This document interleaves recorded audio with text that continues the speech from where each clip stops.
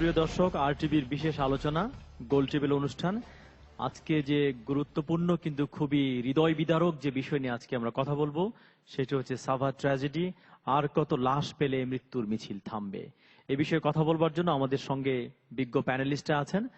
প্রিয় দর্শক, আমরা কথা বলবো, কিন্তু তার আগে চলুন আজকে প্যানেলিস্ট হিসেবে যারা আমাদের সঙ্গে আছেন তাদের সঙ্গে পরিচিত হয়ে নেই। আমি অনুরোধ করব মাননীয় প্যানেলিস্টদেরকে নিজের পরিচয়টি দেওয়ার জন্য। আমার ডান দিকে আছেন মাইক্রোফোনটি নিয়ে। আসসালামু আলাইকুম, আনোয়ার আলম চৌধুরী পারভেজ, সাবেক সভাপতি বিজিএমএ। জুনাইদ আহমেদ পলক, এমপি, সদস্য, বাংলাদেশ আওয়ামী লীগ কেন্দ্রীয় কার্যনির্বাহী সংসদ। প্লিজ। ধন্যবাদ। সঞ্জিদা খানম, সংসদ সদস্য, ঢাকা ৪।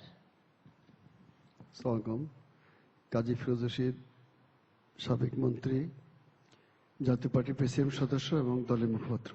জি, আমার বাঁ দিকে আছেন। আসসালামু আলাইকুম, আমি মাহফুজুল্লাহ, গণমাধ্যম কর্মী। আসসালামু আলাইকুম, আমি ডক্টর খান মাহমুদ আমানত, অধ্যাপক, civil engineering department, BUET. Please. আসসালামু আলাইকুম, আমি নাজমা আক্তার, সভাপতি, সম্মিলিত গার্মেন্টস শ্রমিক ফেডারেশন। যে প্রিয় দর্শক, আমরা মাননীয় প্যানেলিস্টদের সঙ্গে পরিচিত হলাম। আপনারা জানেন যে হৃদয় বিদারক ঘটনা ঘটে গেছে, 9তলা যে ভবনটি সাভারে ধসে গেছে, সেখানে সর্বশেষ পাওয়া খবর অনুযায়ী 100-র উপরে লাশ উদ্ধার করা গেছে, 600 জন আহত মানুষকে উদ্ধার করা গেছে এবং প্রায় 5000 মানুষ সেখানে কাজ করতেন। আমরা জানি না এই লাশের মিছিল কোথায় গিয়ে থামবে। তো প্রথমে আমি বুয়েটের অধ্যাপক ডক্টর খান মাহমুদ আমানত, আপনাকে জিজ্ঞেস করবো, এটি টেকনিক্যাল দিকটা যদি ব্যাখ্যা করেন যে কি কারণে এরকম একটা বিল্ডিং ধসে যেতে পারে, সম্ভাব্য কি কারণ হতে পারে। ধন্যবাদ।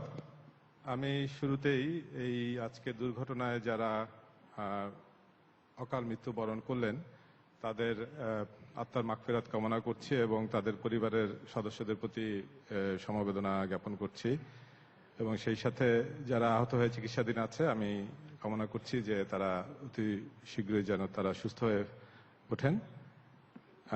প্রশ্ন এসছে যে ভবনটি কেন ধসে পড়লো। অবশ্যই নিশ্চয়ই এটাতে কোনো কারিগরি ত্রুটি ছিল। একটা ভবন সঠিকভাবে যদি তৈরি করতে হয় 3টি বিষয় আমাদেরকে জানতে হবে বা 3টি বিষয় লক্ষ্য রাখতে হবে। প্রথমত, ভবনটির নকশা ঠিক মতন প্রণীত হচ্ছে কিনা। দ্বিতীয়ত হচ্ছে সঠিক নির্মাণ সামগ্রী ব্যবহার করে ভবনটি তৈরি হচ্ছে কিনা এবং তৃতীয়ত সঠিক নির্মাণ প্রক্রিয়া অনুসরণ করে ভবনটি তৈরি হলো কিনা, এগুলো আমাদেরকে দেখতে হবে। এর প্রক্রিয়ার মধ্যে যদি কোথাও কোনো গাফিলতি থাকে তাহলে ভবনে দুর্ঘটনা এরকম ঘটতে পারে বা ভবন ধসে পড়তে পারে। তা আলোচ্য ভবনে এখানে আমরা যতটুকু পত্রিকার মাধ্যমে বা মিডিয়ার মাধ্যমে জেনেছি যে একটা কলামে প্রথমে কিছু প্লাস্টার খসে পড়েছে এবং রড বের হয়ে এসেছিল এবং তার পরবর্তীতে আমরা এই দুর্ঘটনাটা ঘটে। এটা থেকে আমার অনুমান খুব সম্ভবত ভবনটি যে পিলার বা কলামের উপরে দাঁড়িয়েছিল সেই পিলারগুলো খুব সম্ভবত যথেষ্ট শক্তিশালী ছিল না বা যে পরিমাণ ওগুলোর ভার বহন ক্ষমতা থাকার কথা ছিল হয়তো ডিজাইনে সেভাবে করা হয়নি বা ডিজাইনে থাকলে হয়তো নির্মাণের সময় অনুসরণ করা হয়নি, কোনো একটা ব্যাপার ঘটে থাকতে পারে। তো এটা বিস্তারিত জানা যাবে যদি আমরা সঠিকভাবে একটা অনুসন্ধান করি। আপাতত এখন যেটা জানি যে উদ্ধার কাজ চলছে। আমি আশা করি যে সংশ্লিষ্ট কর্তৃপক্ষ উদ্ধার কাজ শেষ হলে অনুসন্ধান প্রক্রিয়াটা শুরু করবেন এবং তখন নিশ্চয়ই আরো বিস্তারিতভাবে আমরা জানতে পারবো। ধন্যবাদ। জি, আমি একটু নাজমা আপার কাছে জানবো। আমরা খবরের কাগজ, আজকের খবরের কাগজে কিন্তু রিপোর্ট আসছে যে গতকালকেই বলা হয়েছিল যে সেই ভবনে কাজ করা যাবে না, একদম ডাবল কলাম যুগান্তরের রিপোর্ট কিন্তু আসছে। ব্যাংকের কর্মচারীরা সে কিন্তু কাজ করেনি, তারপরেও শ্রমিকরা বলেছে যে মালিকরা জোর করে তাদেরকে ঢুকিয়েছে, লাঠি পেটা করে ঢুকে নিয়েছে। এই ব্যাপারটা কি আসলে? আসলে ধন্যবাদ রুবায়েত ভাই। পুঁজিবাজি সমাজ ব্যবস্থায় আজকে দেখেন শ্রমিক এবং কর্মচারীর মধ্যে কত বৈষম্য। আজকে ব্র্যাক ব্যাংকে যারা চাকরি করত তারা ছিল কর্মচারী, আর যারা গার্মেন্টসে চাকরি করে তারা হলেন শ্রমিক। ব্র্যাক ব্যাংকের কর্মচারীরা তারা মাসিক ভুক্ত বেতন অথবা স্যালারি নিত, আর শ্রমিকরা মজুরি অথবা ওয়েজ। এই যে বৈষম্য, আজকে ব্র্যাক ব্যাংক তার কর্মচারীর কিছু হবে বলে তাদেরকে সরিয়ে নিয়ে গেছে, অথচ আমার যেখানে আমরা বলতেছি যে বৈদেশিক মুদ্রার সিংহভাগ এখান থেকে অর্জন করে এই নারী শ্রমিকরা, তাদের নিরাপত্তার কথা সব সময় বলে মালিক পক্ষ তারা ইন্টারন্যাশনাল লেবার স্ট্যান্ডার্ড মেনটেন করে, সব কিছু করে, অথচ একটা ঝুঁকিপূর্ণ ফ্যাক্টরিতে যেখানে কালকে সরকারের লোক ঘোষণা দিয়ে গেছে যে এই ফ্যাক্টরিটা বসবাস উপযোগী না, তারপরেও মালিক পক্ষ তাদেরকে আবারও পুনরায় জোর করে কাজে ঢুকাচ্ছে। সেটা হলো ক্ষমতার অপব্যবহার। কারণ ওই যে রানা প্লাজা যেটা, সেটা আওয়ামী লীগের একজন যুবলীগ নেতার ফ্যাক্টরি জমিতে, এবং খুবই নিম্নমানের একটা কারখানা তৈরি করা হয়েছে। কারণ এই ফ্যাক্টরিটা আপনি দেখেন, আমি অতীতের কথা বলি, 2004 সালের 11 এপ্রিল আমাদের কিন্তু স্পেকট্রামও কলাপস হয়েছে। আপনি দেখেন গত 24 নভেম্বর তাজরিনের ভয়াবহ দুর্ঘটনা ঘটেছে। তারপরে গত 6 জানুয়ারি স্মার্টে আরেকটি দুর্ঘটনা ঘটেছে। তারপরে আবার 24 তারিখ না আসতেই কিন্তু আমরা 112 জন সরকারি হিসাবে মারা গেছেন, 600-র অধিক আহত হয়েছেন, এখনো উদ্ধার কাজ চলতেছে। তার মানে আসলে কি সস্তা শ্রম দিয়ে আসলে সম্মানটা কেউ করতেছে না। আজকে এই ব্যবসা আমাদের দেশের একমাত্র ব্যবসায়ী হয়েছেন অতি মুনাফা, অতি লোভ, অতি লালসার কারণেই আজকে আমাদের নিরীহ শ্রমিকদের এবং নিরীহ মানুষগুলা যারা গ্রাম থেকে আসছে, দোষী না, পাপী না, তাদেরকে শাস্তি পাওয়া হচ্ছে। অথচ দেখেন 90-এর পরে কত কারখানায় অগ্নি দুর্ঘটনা, তারপরে কত ফ্যাক্টরি কলাপস হয়েছে, আজও কি শাস্তি কেউ পাইছে? পায় নাই। এই যে তাজরিনের মালিকের, তার কারখানায় তার বের হওয়ার একটাই মাত্র রাস্তা ছিল। আমরা মাসের পর মাস চিৎকার করছি গ্রেফতার চাই, গ্রেফতার চাই। তারা এতই প্রভাবশালী মালিক পক্ষ, বিজিএমই এতই প্রভাবশালী যে সরকারও তাদের কথা শুনতে বাধ্য। কিন্তু যাদের অবদান আজকে এই শিল্প গড়ে উঠেছে, যাদের জন্য আজকে এই শিল্প, তাদেরকেও সরকার সঠিকভাবে মূল্যায়ন করে না। অথচ আমরাই কিন্তু সাধারণ শ্রমিকরাই কিন্তু আজকে তাদেরকে সংসদে নেই। এই 4000 গার্মেন্টস মালিকরা কিন্তু তাদেরকে নেয় না, এবং এই সংসদের বেশিরভাগ ব্যবসায়ী কিন্তু সংসদ সদস্য।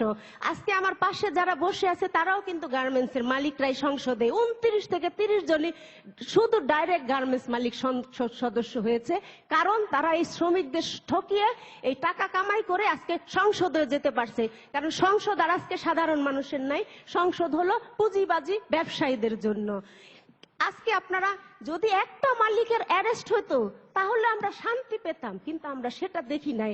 অথচ সেই যে কি রানা কমপ্লেক্সের রানা, সে নিম্নমানের একটা বিল্ডিং ধসে গেছে, সেইখানে 5টা না 6টা ফ্যাক্টরি ছিল, সারাক্ষণ ওইখানে শুধু অ্যাম্বুলেন্স আর আহত আর নিহতের লাশ আর রোগী বহর করে করে নিয়ে যাচ্ছে, সেখানে কিন্তু অন্যান্য গাড়ি ঘোড়া চলে নাই।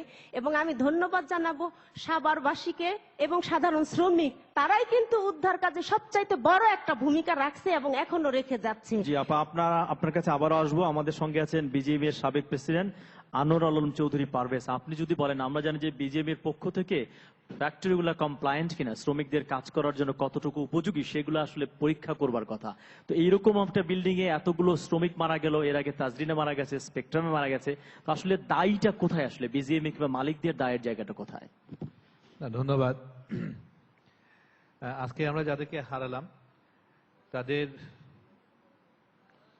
তাদেরকে নিয়ে কথা বলতে এখানে আসাটাই আসলে খুব কষ্টকর, এবং এই মর্মান্তিক দুর্ঘটনার জন্য যারা চলে গেল তাদের শোক সন্তপ্ত পরিবারের প্রতি আমাদের সমবেদনা এবং দোয়া রইল। কিছুক্ষণ আগে নাজমা আক্তার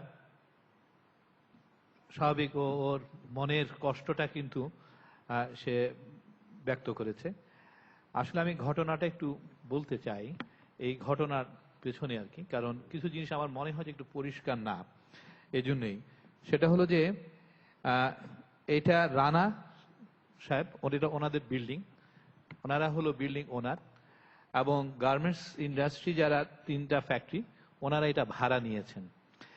এবং এই ফ্যাক্টরিতে যখন ওরা ভাড়া নেয় তখন দেখা যাচ্ছিল যে এটাতে প্ল্যান পাস করা আছে, এবং বিজিএম এর লাইসেন্স নিতে গেলে অবশ্যই কিন্তু প্ল্যান শো করতে হয়, এবং সেই প্ল্যান মোতাবেকই কিন্তু বিজিএম আবার অ্যাপ্রুভাল দিয়েছে।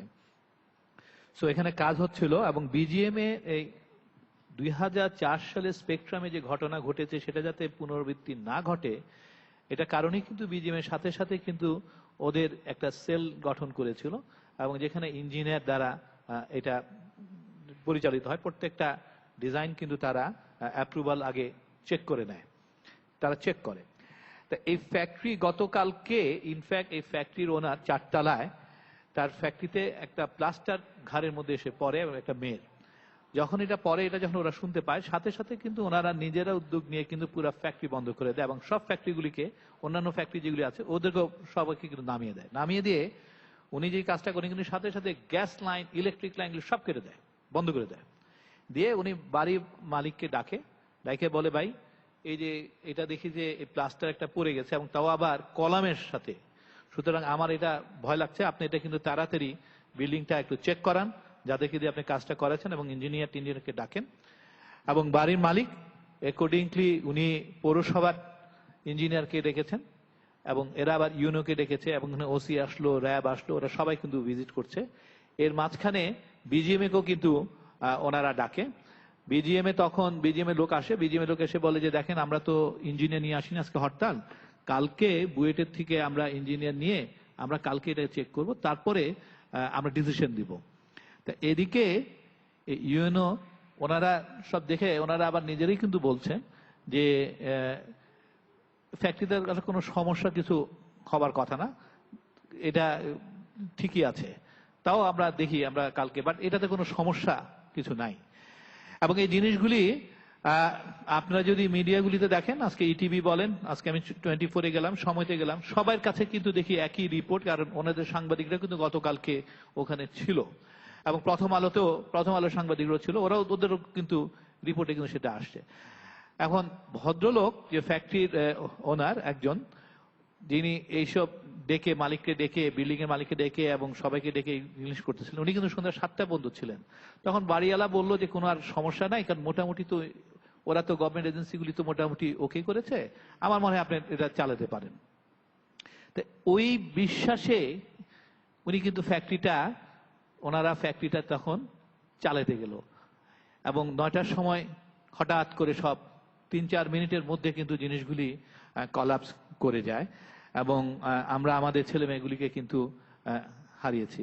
আমি ধন্যবাদ দিতে চাই প্রধানমন্ত্রীকে, আমি ধন্যবাদ দিতে চাই নানক ভাইকে, আমি ধন্যবাদ দিতে চাই শ্রমিকরা কিন্তু বলেছে যে মালিকের লোকরা তাদেরকে জোর করে ফ্যাক্টরিতে ঢোকানোর চেষ্টা করেছে এবং লাঠিপেটা করেছে অফিসারদেরকে কাজে বাধ্য করবার জন্য। দেখেন মালিকরা এই দায়টা এড়ায় কিভাবে? না, আপনারা নানান কথা বলতে পারেন, কথা আমরা সবাই অনেক কিছু কথা না, একদম নিউজ এসে সাংবাদিকের সরেজমিনে দেখে সেই শ্রমিকদের সঙ্গে কথা বলে সেটা দিয়েছে। হয়তো আপনি রাইট না, আমি এইসব জায়গায় এখন যেতে চাই না। কিন্তু এতগুলো মানুষ যে মারা গেল সেইটা তো সত্য। আমি যেটা মনে করি যে এখন কাজ হচ্ছে হলো উদ্ধার কাজ এবং উদ্ধার কাজটা শেষ হোক এবং ইমিডিয়েটলি আমি মনে করি যে তদন্ত হওয়া উচিত। উদ্ধার এটা দেখে কিন্তু আমরা অভ্যস্ত, আসলে দায়টা তো নিতে হবে। আপনি যদি বলেন উদ্ধার কাজ দেখে অভ্যস্ত, আপনি যদি বলেন যে এগুলি সবকিছুই দেখেছেন, একজন মালিক তদন্ত যদি আমরা মরতে দেখলাম না, একজন মালিককে বিচার পেলাম না আমরা, এটা তো আফসোসের জায়গা। দেখেন বিল্ডিংটা আপনি যে বাসায় ভাড়া থাকেন সেই বাসাটা যদি কলাপস করে আপনি কি দায়ী হবেন নাকি আমি দায়ী হব? কেউ না কেউ তো দায়ী হতে হবে। এক্স্যাক্টলি, সেটাই দায়ী হয়। সেই দায়ের জায়গাটা বাংলাদেশে আমরা কাউকে দেখছি না, কাউকে আমরা দেখছি না। আমি যাবো আপনার কাছে, ফিরোজ রশিদ, আমি আবার আসবো আপনার কাছে। ফিরোজ রশিদ, আপনি যদি বলেন। আমি আসলে শ্রমিকের মূল্যে কি আসে যায়, শ্রমিকরা তো ঠিক মানুষের পর্যায়ে পড়ে না, ওরা শ্রমিক। এই যে একটা মর্মান্তিক ঘটনা, এর থেকে বেদনাদায়ক, মর্মান্তিক, মর্মস্পর্শী, হৃদয়স্পর্শী বা ভয়ঙ্কর কোনো ঘটনা হতে পারে না। কি ভাষা আমি এটাকে বলবো? যারা নিহত হয়েছে তাদের আত্মার মাগফিরাত কামনা করি। যারা এখনো আহত অবস্থায় এই বিল্ডিংয়ের মধ্যে বেরোনোর জন্য চেষ্টা করতেছে, আল্লাহর কাছে দোয়া করি যে জানি তারা ওখান থেকে বেরিয়ে আসতে পারে, তাদের উদ্ধার করা যায়। যারা আহত হয়েছে তাদের আমরা দ্রুত আরোগ্য কামনা করছি।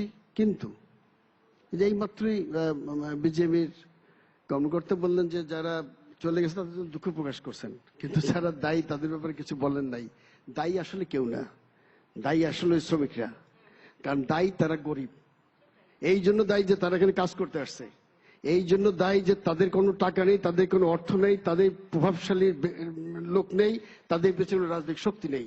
এইটা হচ্ছে তাদের একমাত্র, এই জন্যই তারা দায়ী, তাদের ভাগ্য তাদের দায়ী করছে। এবং যদি আর দায়িত্ব দেয় আল্লাহ রাব্বুল আলামিন দায়ী। কেন তারা মূল্য? যে বিল্ডিংটা গতকাল ফ্যাক্টরি বন্ধ এবং পরিত্যাগ ঘোষণা করা হয়েছে, সেখান থেকে আজকে কেন খোলা হইলো? একটি ব্যাংক ছিল, ব্র্যাক ব্যাংক, তাদের সমস্ত ভোল্ট থেকে শুরু করে টাকা পয়সা নিয়ে তারা ওখান থেকে চলে সটকে পড়ছে কালকেই। কিভাবে ওখানে লোকাল অথরিটি এনে টিউনোকে এনে, আপনার প্রথম আলোতে আছে, সে বলছে টিউনো কি এখানে, উনি একজন ইঞ্জিনিয়ার আছেন, ইউনো তো এটা অথরিটি হতে পারে না, সে তো অথরিটি না, সে বলছে বিল্ডিং চলতে পারে। কে তাকে অথরিটি দিচ্ছে?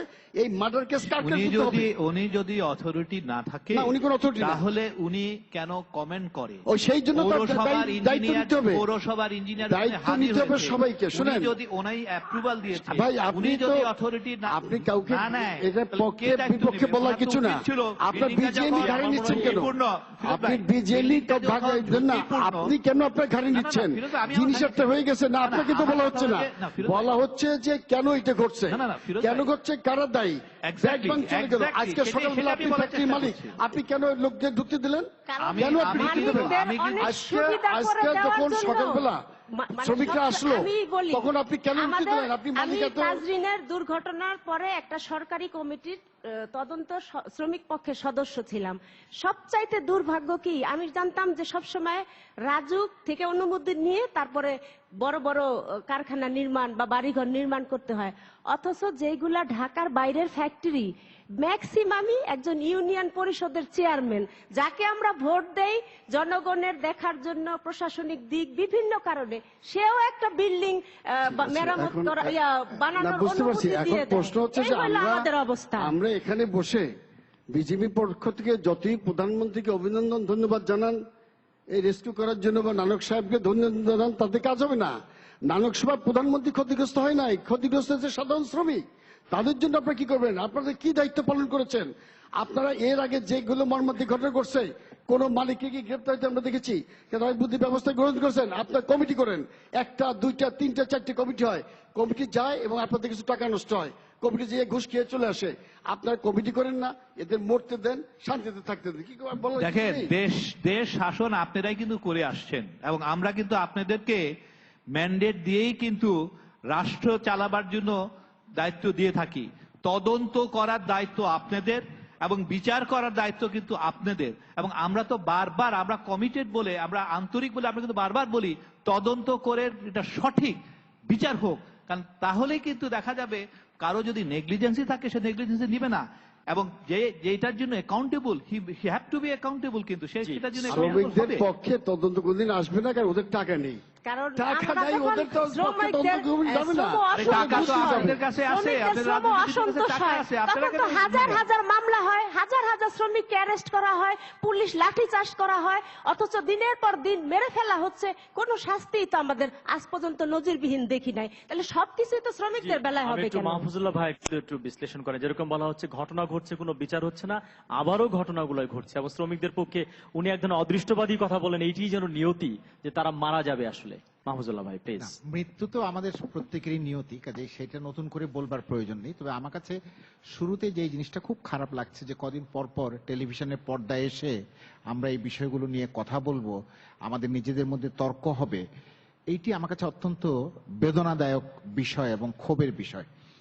তবু আমাদেরকে আলোচনা করতে হবে, সেটি হচ্ছে সবচেয়ে বড় বিষয়। তো শুরুতে আমি সরকারকে ধন্যবাদ দেই আপনার আগামীকাল জাতীয় শোক দিবস ঘোষণার জন্য। একই সঙ্গে বিরোধী দলকেও ধন্যবাদ দেই তাদের হরতাল প্রত্যাহার করবার জন্য, যাতে করে উদ্ধার কাজ ব্যাহত না হয়।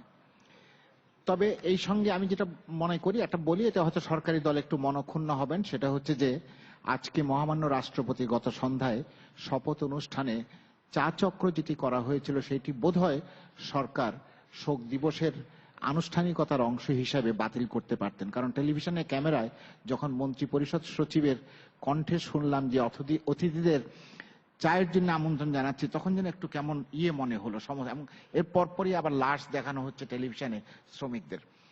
একই সঙ্গে বাংলাদেশের জনগণকে ধন্যবাদ জানাই, কারণ রক্তের আহ্বানে সাড়া দিয়ে দেশের মানুষ যেইভাবে রক্ত দিয়েছেন, এটি আমাকে স্মরণ করিয়ে দিয়েছে জগন্নাথ হল ট্র্যাজেডির কথা, এবং এক সময় যখন টঙ্গীতে ট্রেন দুর্ঘটনার সময় তখন এরকম ভাবে এত বেশি রক্ত দেওয়ার জন্য মানুষ জড়ো হয়েছিলেন, অকল্পনীয়। তবে রক্তের একটা বিপদ সম্পর্কে আমরা সচেতন ছিলাম কিনা সেই ব্যাপারে আমার সন্দেহ আছে, কারণ রক্তটা স্ক্রিনিং করে নেওয়া প্রয়োজন। এখন স্ক্রিনিং করে না নিলে রক্ত আবার কিন্তু অন্য সমস্যা তৈরি হতে পারে। সম্ভবত সেটি আমি জানি না স্ক্রিনিং করে নেওয়া হয়েছিল কিনা, এটা যারা মানে করেছেন। তবে এইবার আসি বিষয়টিতে। কদিন পরপরই আপনার গার্মেন্টসে অগ্নিকাণ্ড ঘটে। গতকালকে একটা টেলিভিশন চ্যানেলে দেখলাম, আমার মনে হয় বিজেএমই এর বর্তমান সভাপতি যদি আসতেন আজকের আলোচনায় ভালো হতো। তিনি অন্যান্য কারণকে দায়ী করলেন এবং হরতাল, রাজনৈতিক বিভিন্ন কারণকে দায়ী করলেন, এবং আমাদের ব্যবসায়ী বন্ধুদেরকে বিভিন্ন সময় আমরা লক্ষ্য করি তারা খালি রাজনৈতিক কর্মকাণ্ডকে দায়ী করেন, রাজনীতির জন্য এই ক্ষতি হচ্ছে, রাজনীতির জন্য ওই ক্ষতি হচ্ছে। আমার খুব বিনীত প্রশ্ন, এই যে গার্মেন্টসে কিছুদিন পর পর দুর্ঘটনা ঘটে, আইনের ভাষায় যেটা ভাইকেরিয়াস রেসপন্সিবিলিটি মালিকদের ঘাড়ে গিয়ে চাপে, সেই ব্যাপারে মালিকরা কি করেছেন? দেখেন, এই যে এই ঘটনায় জেলা প্রশাসন কি বলেছে, তারা 20,000 টাকা করে এক একটি ইয়ের জন্য, দাফনের জন্য 20,000 টাকা করে দেবে। মালিক কোথায়? মালিক কিন্তু, এবং আমি নিশ্চিত এখানে মালিক পক্ষের প্রাক্তন মানে সভাপতি আছেন, আমি লিখে দিতে পারি, এখানে বলে দিতে পারি যে আগামী 6 মাস কেন, আগামী 1 বছরেও এই মালিককে আপনারা খুঁজে পাবেন না। বিল্ডিং এর যিনি মালিক তাকেও আপনারা খুঁজে পাবেন না। কারণটা কি? কারণটা হচ্ছে এই সমস্ত ঘটনার সঙ্গে দেশে যারা ক্ষমতাবান তাদের একটা অদৃশ্য যোগাযোগ থাকে, অথবা ওই ক্ষমতার বিনিময়ে তারা যেই ছায়া পান, সেই ছায়ার কারণে কিন্তু সকল দুষ্কর্মগুলো আপনার শেষ হয়ে যায়। গার্মেন্টসের মালিকরা বলেন যে এর ফলে আমাদের ক্ষতি হচ্ছে, ব্যবসা ক্ষতি হচ্ছে, কিন্তু আজকে যে চিত্রটা বাইরের দুনিয়াতে প্রচারিত হচ্ছে, আমরা অন্যান্য টেলিভিশনে দেখেছি, সেখানে কি রাজনীতিটা বড় হয়ে আসছে, না গার্মেন্টস মালিকদের কর্তব্যহীনতা, দেউলিয়াত, এগুলো বড় হয়ে আসছে? একই ঘটনা ঘটেছে তাজরিনের ঘটনার সময়। গার্মেন্টস মালিকদের তারা সবসময় যেটা বলে এসেছেন যে তাদের দায়িত্ব হচ্ছে এর সিকিউরিটি এবং অন্যান্য জিনিস, সেই সঙ্গে কমপ্লায়েন্স এবং আরো অনেক বিষয় আছে, সেগুলো দেখার। তো গতকালকে আমি মনে হচ্ছে পরশু যদি এই ঘটনা ঘটে থাকে এবং শ্রমিকদের দাবি যদি সঠিক হয়ে থাকে, এই কর্মজীবী মানুষরা যে তাদেরকে জোর করে ঢুকানো হয়েছে, তাহলে মালিক সেটা ব্যাখ্যা কি দিবেন? এবং তিনি তো হাওয়া হয়ে গেছেন, তার তো ব্যাখ্যা দেওয়ার কোনো প্রয়োজন হবে না।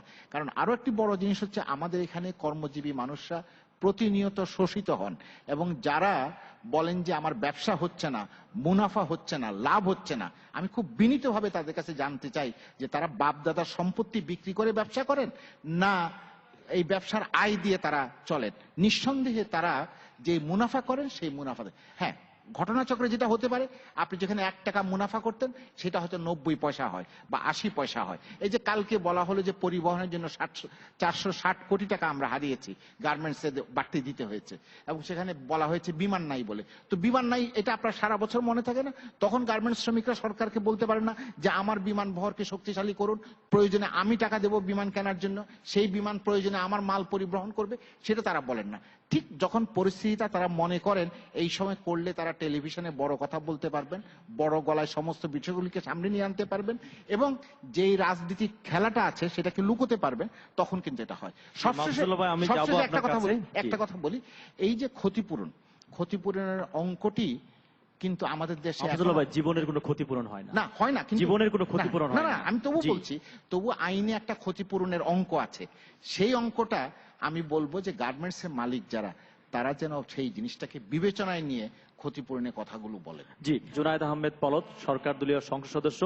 মাহফুজুল্লাহ ভাই যেটা বলবার চেষ্টা করেছেন যে ক্ষমতা কাঠামোর সঙ্গে এই মালিকদের ক্ষমতা কাঠামো একটা যোগ সাজসের কারণে একটি ঘটনার বিচার হয় না, এবং এই ভবনের মালিক এবং গার্মেন্টসের মালিকদেরকে আর খুঁজে পাওয়া যাবে না। উনি পাবলিক মিডিয়াতে বলেছেন লিখে নেন আপনারা। তো এইরকম একটা জায়গা থেকে সরকার দলীয় সংসদ সদস্য হিসেবে আপনি কি বলবেন? জি, আমি প্রথমেই আর কি সাভারের আজকের যে দুর্ঘটনা এবং সেখানে আমাদের শ্রমিক ভাই বোনেরা যারা মৃত্যুবরণ করেছেন তাদের বিধি আত্মার মাগফিরাত কামনা করছি, এবং যারা আহত আছেন তাদের সুস্থতা কামনা করছি। আমি আসলে প্রথমে একটা বিষয় বলতে চাই, মাহফুজুল্লাহ স্যার যথার্থই বলেছেন। আসলে এটা তো অতীতে আমরা এই গার্মেন্টসের ব্যবসা যেদিন থেকে শুরু হয়েছে বাংলাদেশে 80 দশক থেকে আজকে পর্যন্ত, এই যে 30 বছরের যে পথ চলা, সেইটার অভিজ্ঞতা থেকে উনি উনার অভিজ্ঞতা লব্ধ মন্তব্যটা করেছেন। এর সাথে দ্বিমত করার কোনো সুযোগ নেই, কেননা হচ্ছে যে এটা তো একেবারেই সত্য। কেননা আজকে আমরা সরকারে আছি, হয়তো এই দায়টা আমাদের অনেকটাই জবাব দিতে হচ্ছে। দায়টা আমাদের থাকুক বা না থাকুক, এই ঘটনার জন্য দায়ী মূলত কারা এবং তারপরে এই দায়টা দায়ী কারা। কিন্তু সরকারের হচ্ছে মনিটরিং এর দায়, অন্য দায় না। আমরা কিন্তু সরকারকে মনিটরিং এর বাইরে অন্য দায়িত্বে নিচ্ছি না। স্যার আমি আপনার কথাতেই আসছি, যে আমি বলছি যে যখন যে সরকারই ছিল এই 30 বছরে কোনো একটা রাজনৈতিক দল ক্ষমতায় ছিল না। তাই আমি প্রথমেই যেটা আমি দৃষ্টান্ত স্থাপন করতে চাই আজকে, এই নিরীহ নিষ্পাপ এই শ্রমিক ভাই বোনদের আত্মার প্রতি শ্রদ্ধা নিবেদন করে যেন আজকে আমরা কি অন্তত পক্ষে অসত্য কথা না বলি, আজকে যেন অন্তত পক্ষে আমরা ক্ষুদ্র স্বার্থের কারণে আমরা আমাদের দায়িত্ব এড়িয়ে না যাই। আজকে শ্রমিক পক্ষের থেকে মালিক পক্ষের দিকে যখন দায়টা দেওয়া হচ্ছে, সাথে সাথে আমরা লক্ষ্য করছি তীব্র প্রতিক্রিয়া মালিক পক্ষ থেকে দেখা হচ্ছে। মানে যেন এক পক্ষ আরেক পক্ষের প্রতি জব্দ করা নিয়ে ব্যস্ত, এবং এই দায়টা মনে হচ্ছে ঠেলে আরেক পক্ষের দিকে দিলে মনে হয় যে নিজের দায়ভারটা কমে যায়, কিন্তু আসলে তো তা হয় না।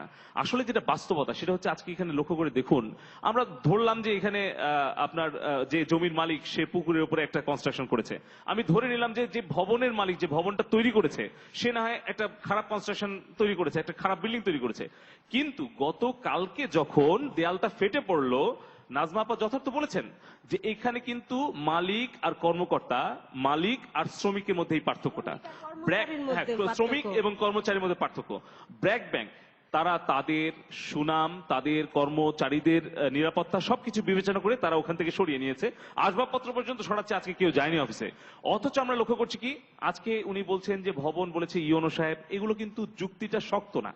শক্ত না এই জন্যই কারণ ওই ভবনটা যখন তৈরি হয়েছে যেখানে, সেটা অনুমোদন দিয়েছে, যেটা নাজমা বললো ইউনিয়ন পরিষদের চেয়ারম্যান, কিন্তু সেটা যেহেতু সাভার পৌরসভায়, অতএব পৌরসভার মেয়র এবং পৌরসভার প্রকৌশলী কিন্তু প্রথম দায়ী এই ভবনটা কেন নির্মাণ সামগ্রী খারাপ ব্যবহার করা হলো। দ্বিতীয়ত হচ্ছে যে সেখানে কেন বিজিএমইর সদস্যভুক্ত একটা ফ্যাক্টরি তারা না বুঝে সেই ভবনটা ভাড়া নিল। কিন্তু আমার শেষ কথাটা হচ্ছে এইটাই, এই দায়টা তো সরাসরি বোঝাই যাচ্ছে, গতকালকে ফাটল হয়েছে সেখানে পড়ছে, কেন সকালবেলা শ্রমিকদেরকে সেখানে কাজ করতে দিল।